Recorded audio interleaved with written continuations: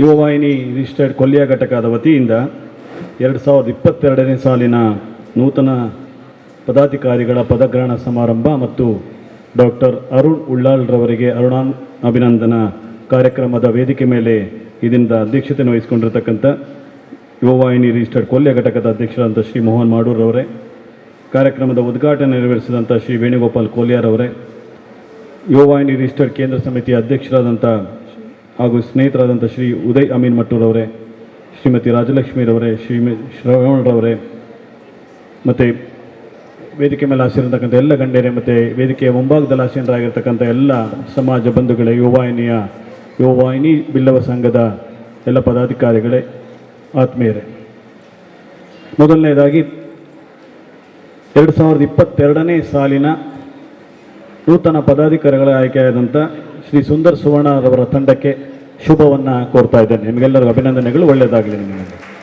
ಈ ಹಿಂದಿನ ಒಂದು ವರ್ಷ ಏನು ನೀವು ಅತ್ಯಂತ ಯಶಸ್ವಿಯಾಗಿ ಈ ಘಟಕವನ್ನು ನಡೆಸಿದಿರಿ, ಶ್ರೀ ಮೋಹನ್ ಮಾಡೂರ್ರವರುಗಳಿಗೂ ಸಹ ನಿಮ್ಮ ಪೂರ್ಣ ತಂಡಕ್ಕೆ ಅಭಿನಂದನೆಗಳನ್ನು ಸಲ್ಲಿಸ್ತೀನಿ. ಒಳ್ಳೆಯ ಕೆಲಸವನ್ನು ಮಾಡಿದ್ದೀರಿ. ಈ ಕಾರ್ಯಕ್ರಮ ಅದಕ್ಕೆ ಸಾಕ್ಷಿಯಾಗಿದೆ. ಯುವವಾಹಿನಿ ಹೆಸರೇ ಭಾಳ ಅದ್ಭುತವಾಗಿದೆ.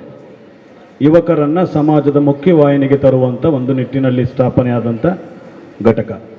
ಈಗಾಗಲೇ ನಮ್ಮ ಅಧ್ಯಕ್ಷರು ತಿಳಿಸಿದ ಹಾಗೆ ಅವಿಭಾಜಿತ ದಕ್ಷಿಣ ಕನ್ನಡ ಜಿಲ್ಲೆ ಮತ್ತು ಬೆಂಗಳೂರು ಮೂಡಿಗೆರೆ ಭಾಗದಲ್ಲಿ 33 ಘಟಕಗಳನ್ನು ಜೊತೆ ಅದರಡಿಯಲ್ಲಿ 3000 ಕಾರ್ಯಕರ್ತನ ಹೊಂದಿರತಕ್ಕಂಥ ಅತ್ಯಂತ ದೊಡ್ಡ ಸಮಾಜ ಸೇವಾ ಸಂಸ್ಥೆ ಯುವವಾಹಿನಿ. ಯುವವಾಹಿನಿಯ ಮುಖ್ಯ ಉದ್ದೇಶ ನಾಡಿನ ಸಂಸ್ಕೃತಿಯನ್ನು ಯುವಕರಿಗೆ ತಿಳಿಸುವಂಥದ್ದು, ಮುಂದಿನ ಪೀಳಿಗೆ ತಗೊಂಡು ಹೋಗುವಂಥದ್ದು. ನಾನು ಸಾಕಷ್ಟು ಕಾರ್ಯಕ್ರಮಗಳನ್ನು ನೋಡಿದ್ದೀನಿ. ಭಜನಾ ಕಾರ್ಯಕ್ರಮ ಇರ್ಬೋದು, ಗ್ರಾಮೀಣ ಕ್ರೀಡೆಗಳಿಗೆ ಪ್ರೋತ್ಸಾಹ ಕೊಡುವಂಥ ಕಾರ್ಯಕ್ರಮ ಇರ್ಬೋದು, ನಾರಾಯಣ ಗುರುಗಳ ತತ್ವಗಳ ಪ್ರಚಾರವನ್ನು ಜವಾಬ್ದಾರಿಯನ್ನು ತೆಗೆದುಕೊಂಡಿರ್ಬೋದು, ಹಲವಾರು ಸಮಾಜಮುಖಿ ಕಾರ್ಯಕ್ರಮಗಳನ್ನು ನೀವು ಅತ್ಯಂತ ಯಶಸ್ವಿಯಾಗಿ, ಅಷ್ಟೇ ಶಿಸ್ತುಬದ್ಧವಾಗಿ, ಯೋಜನಾಬದ್ಧವಾಗಿ ಕಾರ್ಯಕ್ರಮ ಮಾಡ್ತಾ ಇರೋಂಥ ಏಕೈಕ ಸಂಸ್ಥೆ ಯುವವಾಹಿನಿ. ಅದಕ್ಕಾಗಿ ಅವರೆಲ್ಲ ಪದಾಧಿಕಾರಿಗಳಿಗೆ ಮನಪೂರ್ವಕ ಅಭಿನಂದನೆಗಳನ್ನು ಅನಿಸ್ಲಿಕ್ಕೆ ಇಷ್ಟಪಡ್ತೀನಿ. ನೀವೇನು ಮುಂದಿನ ವರ್ಷಗಳಲ್ಲಿ ಕಾರ್ಯಕ್ರಮವನ್ನು ಹಮ್ಮಿಕೊಳ್ಳಬೇಕು ಅಂತ ಅಂದ್ಕೊಂಡಿದ್ದೀರಿ, ಅದೆಲ್ಲ ಯಶಸ್ವಿಯಾಗಲಿ. ಮುಂದಿನ ತಂಡ ಸುಂದರ್ ಸುವರ್ಣರವರ ನೇತೃತ್ವದ ತಂಡ ಪ್ರತಿಜ್ಞಾ ವಿಧಿಯನ್ನು ಬೋಧನೆ ಮಾಡಬೇಕಾದ್ರೆ ಭಾಳ ವಿಶಿಷ್ಟವಾಗಿ ನಾನು ಕಂಡಿದ್ದೆ ಅಂತ ಹೇಳಿದ್ರೆ, ಸಮಾಜದ ಅನಾಚಾರಗಳನ್ನೆಲ್ಲ ಬದಲಾಯಿಸಿ ಸದಾಚಾರಗಳನ್ನಾಗಿ ಪರಿವರ್ತನೆ ಮಾಡ್ತೀನಿ ಅಂತ ಹೇಳಿ ತಗೊಳ್ಳುವಂಥ ಒಂದು ಏಕೈಕ ಸಂಸ್ಥೆ ಇದ್ದರೆ ನಾನು ಯುವವಾಹಿನಿಯಿಂದ ನೋಡ್ತಾ ಇದ್ದೀನಿ. ಯಾಕಂದರೆ ಸಮಾಜದಲ್ಲಿ ಭಾಳಷ್ಟು ಅನಾಚಾರ ಇದೆ. ಆ ಜವಾಬ್ದಾರಿನ ಪ್ರತಿಜ್ಞಾ ವಿಧಿಯನ್ನು ತೆಗೆದುಕೊಂಡಿದ್ದೀರಿ, ಅದನ್ನು ಸದಾಚಾರವಾಗಿ ಪರಿವರ್ತನೆ ಮಾಡ್ತೇವೆ ಅಂತೇಳಿ ಭಾಳ ಅದ್ಭುತವಾದ ಕಲ್ಪನೆ. ಅದು ಯಾರು ಅದನ್ನು ಬರೆದ್ರೂ ಗೊತ್ತಿಲ್ಲ ನನಗೆ. ನನ್ನ ಅಭಿನಂದನೆಗಳು. ಅವರ ಅದ್ಭುತವಾದ ಕಲ್ಪನೆ. ಇವತ್ತು ಸಮಾಜ ಯಾವ ರೀತಿ ಸಾಗ್ತಾ ಇದೆ ಅಂತ ಇದರಿಂದ ನಮಗೆ ಅರ್ಥ ಆಗ್ತದೆ. ಸಾಕಷ್ಟು ಅನಾಚಾರಗಳನ್ನು ನಮ್ಮ ಅಕ್ಕಪಕ್ಕದಲ್ಲಿ ಸುತ್ತಮುತ್ತ ನೋಡ್ತಾ ಇದ್ದೀವಿ. ಅದನ್ನು ಬದಲಾವಣೆ ಮಾಡ್ತೀವಿ, ಒಂದು ಬದಲಾವಣೆಯ ಮನಸ್ಸನ್ನು ಇಟ್ಕೊಂಡಿರತಕ್ಕಂಥ ಯುವವಾಹಿನಿ ತಂಡಕ್ಕೆ ಶುಭವಾಗಲಿ ಅಂತ ಕೇಳ್ತಾ, ಕುಸುಮಾಕರ್ ಅವರು ಈ ಕಾರ್ಯಕ್ರಮಕ್ಕೆ ನನ್ನನ್ನು ಆಹ್ವಾನ ಮಾಡಿದ್ರು. ನಾನು ಸ್ವಲ್ಪ ಹೇಳಿದೆ, ನಾನು ಪೊಲೀಸ್ ಪರಿಸ್ಥಿತಿ ಗೊತ್ತಿದೆಯಪ್ಪ, ನಮಗೆ ಫಿಕ್ಸ್ ಮಾಡಿಬಿಟ್ಟು ಆಮೇಲೆ ಮತ್ತೆ ಬರಲಿಕ್ಕೆ ಆಗಲಿಲ್ಲ ಅಂದರೆ ನನಗೆ ಅವಮಾನ, ಅದು ನಿಮಗೆ ಅವಮಾನ ಅಲ್ಲ, ನನಗೆ ಅವಮಾನ ಆಗ್ತದೆ ಅಂತೇಳಿ. ಇಲ್ಲ ಸರ್, ನೀವು ಬರಲೇಬೇಕು ಅಂತ ಪ್ರೀತಿಯ ಒತ್ತಾಯ ಮಾಡುವಾಗ ಒಂದು ಮಾತು ಹೇಳಿದ್ರು ನನಗೆ. ಅರುಣ್ ಬಳ್ಳಾಲ್ ಅವ್ರದ್ದು ಅಭಿನಂದನೆ ಇದೆ ಸರ್, ನೀವು ಬಂದು ನೋಡಬೇಕು, ಆ ಕಾರ್ಯಕ್ರಮ ಆ ಟೈಮಲ್ಲಾದರೂ ಬರಬೇಕು ಸರ್ ನೀವು ಅಂತೇಳಿ. ನನಗೀಗ ಅನಿಸ್ತಾ ಇದೆ, ಯಾಕೆ ಕುಸುಮಾಕರ್ ಅದನ್ನು ಹೇಳಿದ್ರು ಅಂತೇಳಿ. ಅಕಸ್ಮಾತ್ ನಾನು ಈ ಕಾರ್ಯಕ್ರಮಕ್ಕೆ ಬರದೇ ಇದ್ದರೆ ಆ ಅದ್ಭುತವಾದ ಕ್ಷಣಗಳನ್ನು ಕಣ್ತುಂಬಿಸ್ಕೊಳ್ಳೋದ್ರ ನಾನು ಕಳ್ಕೊತಿದ್ದೆ ಅಂತೇಳಿ ನನಗಾದರೂ ಅನಿಸ್ತದೆ. ಡಾಕ್ಟರ್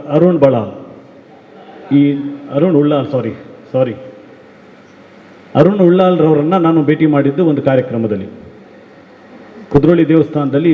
ಪುನೀತ್ ರಾಜ್ಕುಮಾರ್ ಅವ್ರ ನಿಧನದ ಬಳಿಕ ಒಂದು ಶ್ರದ್ಧಾಂಜಲಿ ಕಾರ್ಯಕ್ರಮ ಆಯಿತು. ಆ ಕಾರ್ಯಕ್ರಮದಲ್ಲಿ ಚರ್ಚೆ ಮಾಡ್ತಾ ಇರುವಾಗ ನಾನು ಮತ್ತು ಪದ್ಮರಾಜರವರು ಒಂದು ವಿಷಯವನ್ನು, ಒಂದು ನಿರೂಪಣೆಗೆ ಏನು ಮಾಡಿದೆ ಅಂತ ಪ್ಲ್ಯಾನ್ ಮಾಡಬೇಕಾದ್ರೆ ಒಬ್ಬ ಒಳ್ಳೆ ವಾಗ್ಮಿಯನ್ನು ಕರೆಸ್ತೀನಿ, ಬಂದು ನೋಡಿ ಸರ್ ಅಂತ.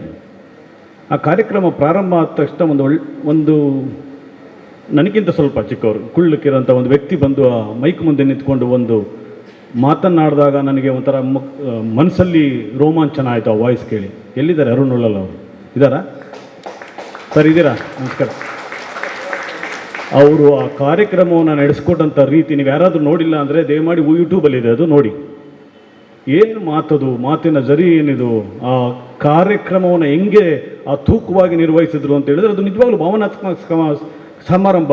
ಅದನ್ನು ಅಷ್ಟು ಅದ್ಭುತವಾಗಿ ತೊಗೊಂಡೋಗಂಥ ಏಕೈಕ ವ್ಯಕ್ತಿ ಏನಾದಿದ್ದರೆ ಅದು ಅರುಣ್ ಉಳ್ಳಾಲ್ರವರು. ಅದಕ್ಕೆ ಇವತ್ತು ನಾನು ಅದನ್ನು ಮರ್ತಿಲ್ಲ.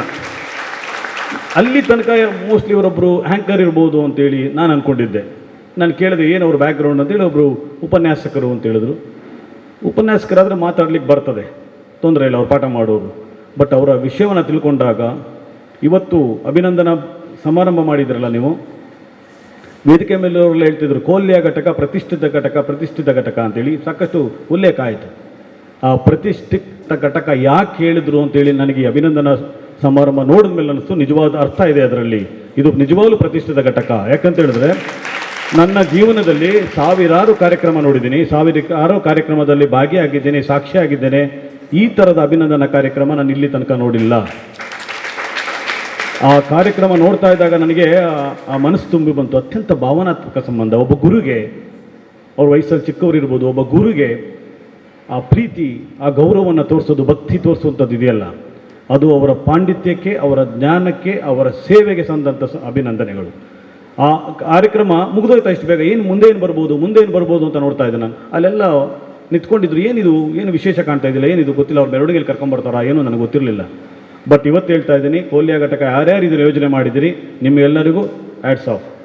ಈ ಥರ ಕಾರ್ಯಕ್ರಮ ಅದು ಅರುಣ್ ಉಳ್ಳಾಲ್ರಿಗೆ ಮಾತ್ರ ಸಲ್ಲಬೇಕು. ಯಾಕಂದರೆ ಅವರ ಪಾಂಡಿತ್ಯಕ್ಕೆ ಸಲ್ಲಬೇಕು, ಅವರ ಸೇವೆಗೆ ಸಲ್ಲಬೇಕು, ಅವರ ಜ್ಞಾನಕ್ಕೆ ಸಲ್ಲಬೇಕು. ಅತ್ಯಂತ ಸಂತೋಷವಾಗಿದೆ ನನಗೆ ಆ ಕಾರ್ಯಕ್ರಮ ನೋಡಿ. ಇನ್ನೂ ನನಗೆ ಅದನ್ನು ಮರೀಲಿಕ್ಕೆ ಆಗ್ತಾ ಇಲ್ಲ. ಅವರನ್ನು ನೋಡ್ಕೊಂಡಂಥ ರೀತಿ, ಅವರನ್ನು ಪ್ರತಿಯೊಬ್ಬರು, ಆಮೇಲೆ ಮುಂದೆ ನಿಂತಕ್ಕಂಥ ಮಹಿಳಾ ಮಣಿಗಳು, ಅವ್ರ ಮುಖದಲ್ಲಿದ್ದಂಥ ಖುಷಿ, ಅವರು ನಮಗೇನು ಸನ್ಮಾನ ಆಗ್ತಾ ಇದೆಯೋ, ನನಗೆ ಅಭಿನಂದನೆ ಆಗ್ತಾ ಇದೆ ಅಂತೇಳಿ ಚಪ್ಪಾಳೆ ಹೊಡ್ಕೊಂಡು ಅವರು ಅಷ್ಟಂತ ಅದ್ಭುತವಾಗಿ ಅವ್ರು ನೋಡ್ತಾ ಇದ್ರಿ. ಜೊತೆಯಲ್ಲಿ ಅವರ ತಂದೆ ತಾಯಿಗಳ ಧನ್ಯತಾ ಭಾವವನ್ನು, ಸಾರ್ಥಕ ಭಾವವನ್ನು ನೋಡಿದ್ದೀನಿ ಅವ್ರ ಮುಖದಲ್ಲಿ. ಅದು ನಿಜವಾಗ್ಲೂ ಒಬ್ಬ ಮಕ್ಕಳು ತಂದೆ ತಾಯಿಗಳಿಗೆ ಕೊಡುವಂಥ ಅತ್ಯಂತ ದೊಡ್ಡ ಗಿಫ್ಟ್ ಅದು. ಅದನ್ನು ಅರುಣ್ ಉಳ್ಳಾಲ್ರವರು ಇವತ್ತು ತಂದೆ ತಾಯಿಗಳಿಗೆ ಹೆಮ್ಮೆ ಪಡುವಂಥ ರೀತಿಯಲ್ಲಿ ಮಾಡಿಕೊಂಡಿದ್ದಾರೆ. ಸರ್, ನಿಮ್ಮ ಸೇವೆ ಸಮಾಜಕ್ಕೆ, ಧರ್ಮಕ್ಕೆ ಹೀಗೆ ಮುಂದುವರಿಲಿ. ನೀವು ಭಾಳ ಉನ್ನತವಾದಂಥ ಸ್ಥಾನಕ್ಕೆ ಹೋಗಿ ಸಮಾಜಕ್ಕೆ ಒಂದು ಒಳ್ಳೆಯ ನೀವು ನಮ್ಮ ಸಮಾಜದಲ್ಲಿರೋದೇ ನಮ್ಮ ಹೆಮ್ಮೆ ಅಂತ ನಾನು ಅಂದ್ಕೊಂಡಿದ್ದೀನಿ. ಹಾಗಾಗಿ ಮುಂದಿನ ದಿನಗಳಲ್ಲಿ ಆ ಹೆಸರನ್ನು ಇನ್ನೂ ಉನ್ನತಕ್ಕೆ ಕರ್ಕೊಂಡು ಹೋಗುವಂಥ ಪ್ರಯತ್ನವನ್ನು ಸಮಾಜಕ್ಕೆ, ಅದು ಜೊತೆಗೆ ನಾರಾಯಣ ಗುರುಗಳ ತತ್ವವನ್ನು ಪ್ರಚಾರ ಮಾಡ್ತೀನಿ ಅಂಥೇಳಿ ನೀವು ಅಂದ್ಕೊಂಡಿರುವಂಥ ಉದ್ದೇಶ, ಧರ್ಮ ಪ್ರಚಾರ, ವೇದ ಜ್ಞಾನ ಆಗಬೇಕು, ಧರ್ಮ ಜ್ಞಾನ ಆಗಬೇಕು ಅನ್ನೋ ಒಂದು ಮಹತ್ತರವಾದ ಉದ್ದೇಶ ಯಾಕೆ ಬೇಕು ಈ ಸಮಾಜದಲ್ಲಿ ಇಂದಿನ ದಿನಗಳಲ್ಲಿ ಪ್ರಸ್ತುತ ಅಂದರೆ, ಧರ್ಮವನ್ನು ತಪ್ಪಾಗಿ ಅರ್ಥೈಸುವಂಥ ಪ್ರಯತ್ನಗಳು ನಡೀತಾ ಇದ್ದಾವೆ. ಆ ಧರ್ಮವನ್ನು ತಪ್ಪಾಗಿ ಅರ್ಥೈಸುವಂಥ ಪ್ರಯತ್ನವನ್ನು ತೆಗೆದು, ಧರ್ಮ ಏನನ್ನು ಹೇಳ್ತದೆ, ಯಾವುದಕ್ಕಾಗಿ ಒಳ್ಳೆಯದನ್ನು ಬಯಸ್ತದೆ, ಅದನ್ನು ನೀವು ಪ್ರಚಾರ ಮಾಡಿ ನಾರಾಯಣಗುರುಗಳ ವೇದ ಜ್ಞಾನವನ್ನು ಪ್ರಚಾರ ಮಾಡ್ತಾ ಇದ್ದೀರಿ. ಜೊತೆಗೆ ಶಿಕ್ಷಣ, ಸಂಘಟನೆ ಎರಡೂ ನಾರಾಯಣ ಗುರುಗಳ ಒಂದು ಪ್ರಮುಖವಾದ ಅಸ್ತ್ರ. ಆ ದಿಸೆಯಲ್ಲಿ ತಾವು ಕೆಲಸವನ್ನು ಮಾಡ್ತಾ ಇದ್ದೀರಿ. ಆ ದಿಸೆಯಲ್ಲಿ ಸಹ ಯೋವಾನಿ ಕೆಲಸ ಮಾಡ್ತಾ ಇದೆ. ಈ ಕಾರ್ಯಕ್ರಮ ನಿಮಗೆಲ್ಲರಿಗೂ ಒಳ್ಳೆಯದಾಗಲಿ, ಒಳಿತನಾಗಲಿ. ಈ ಒಂದು ಕಾರ್ಯಕ್ರಮಕ್ಕೆ ನನ್ನನ್ನು ಭಾಗಿಯಾಗಲಿಕ್ಕೆ ಅವಕಾಶ ಮಾಡಿಕೊಟ್ಟಂಥ ನೀವೆಲ್ಲರಿಗೂ, ಅಕಸ್ಮಾತ್ ಈ ಕಾರ್ಯಕ್ರಮಕ್ಕೆ ಬರಲಿಲ್ಲ ಅಂದರೆ ನಾನು ಕಳ್ಕೊತಿದ್ದೇನೋ, ಆ ಒಂದು ಧನ್ಯತಾ ಭಾವನೆ ನನ್ನಲ್ಲಿದೆ. ಈ ಕಾರ್ಯಕ್ರಮದಲ್ಲಿ ಇದ್ದಿದ್ದಕ್ಕೆ, ಈ ಕಾರ್ಯಕ್ರಮಕ್ಕೆ ಅವಕಾಶ ಮಾಡಿಕೊಟ್ಟಂಥ ಎಲ್ಲ ಪದಾಧಿಕಾರಿಗಳಿಗೆ, ಎಲ್ಲ ಮಾತೆಯರಿಗೆ, ಎಲ್ಲ ತಂದೆ ತಾಯಂದಿರಿಗೆ, ಸಹೋದರಿಗೆ ವಂದಿಸಿ ನನ್ನ ಮಾತನ್ನು ಮುಗಿಸ್ತೇನೆ.